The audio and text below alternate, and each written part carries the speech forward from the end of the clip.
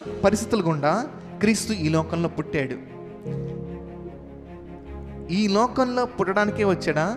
ప్రతి ఒక్క హృదయంలో పుట్టడానికి వచ్చాడా యేసయ్య? ప్రతి ఒక్క హృదయంలో జన్మించడానికి ఈ లోకంలో వచ్చాడు. ప్రతి ఒక్కరిని రక్షించడానికి వచ్చాడు. ఆ రోజు జన్మించడానికి అన్ని కష్టాలు అంతమందిని వాడుకుంటే, ఈరోజు ఒక వ్యక్తిని తెలుసుకోవడానికి నిన్ను నన్ను ఎన్ని విధాలుగా ఎన్ని పరిస్థితులు గుండా వాడుకోవాలి? అలాంటి పరిస్థితుల గుండా నువ్వు శ్రమ పడటానికి సిద్ధపడకపోతే, ఆ రోజు 2000 సంవత్సరాల క్రితం జన్మించిన క్రీస్తు ఈరోజు జన్మించలేడు.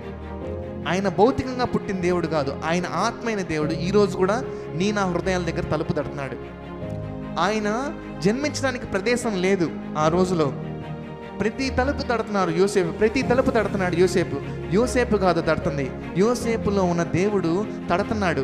నీ ఇంట్లో నాకు స్థలం ఉందా, నీ ఇంట్లో నాకు స్థలం ఉందా, నీ ఇంట్లో నాకు స్థలం ఉందా అని యేసుక్రీస్తు స్వయంగా అడుగుతున్నాడు. ఈరోజు కూడా నిన్ను నన్ను యేసుక్రీస్తు నీ హృదయంలో నాకు చోటుందా, నీ హృదయం అనే తలుపు దగ్గర కొడుతున్నానని చెప్పి దేవుడు వాగ్దానం ఇచ్చాడు. గుర్తుందా? ఆ హృదయం అనే తలుపు దగ్గర నిన్ను నన్ను ఎన్నిసార్లు తట్టాడు? నీ హృదయంలో నాకు చోటుందా, నీ హృదయంలో నాకు చోటుందా, నీ హృదయంలో నాకు చోటుందా? ఎందుకు? నా ద్వారా నీకు మహిమ వస్తుంది. నాకు మహిమ ఆల్రెడీ ఉంది. నువ్వు నన్ను చేర్చుకుంటే నీకు మహిమ, నీ జీవితం బాగుపడుతుందని చెప్పి దేవుడు హృదయం అనే తలుపు దగ్గర కొడతా ఉన్నాడు. ఆ రోజు ఆ పరిస్థితిలో ఇంతమందిని వాడుకున్నప్పుడు, ఈరోజు నీకు నాకు దేవుడు ఎలాంటి పాత్ర ఇచ్చాడో నాకు తెలియదు.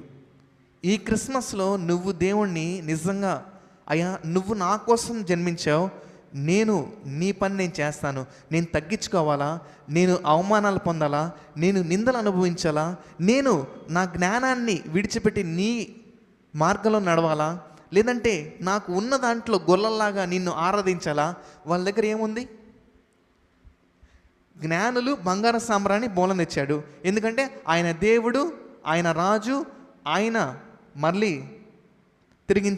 తిరిగి మన రక్షించే రక్షకుడు. బంగారం సాంబ్రాణి బోలం వారు తెచ్చారు, అలా ఆరాధించారు. గొల్లలు ఏం తెచ్చారు? గొల్లలు కూడా ఆరాధించారు కదా. అంటే నీకు ఏమున్నా ఏం లేకపోయినా నువ్వు చేయగలిగేది దేవుణ్ణి ఆరాధించడం. ఈరోజు వారిలాగా నేను డబ్బులు ఇవ్వట్లేదు అనుకోవచ్చు, వాళ్ళలాగా నేను బంగారం ఇవ్వట్లేదు అనుకోవచ్చు. అది కాదు దేవుడు కొనుక. నీ దగ్గర ఏముంది దాంతో దేవుణ్ణి ఆరాధించు. మొదటిగా నువ్వు నోరు విప్పి ఆయన్ని ప్రచురించడం మొదలు పెడితే, తర్వాత నేను తప్పించే దేవుడు. ఈ రోజుల్లో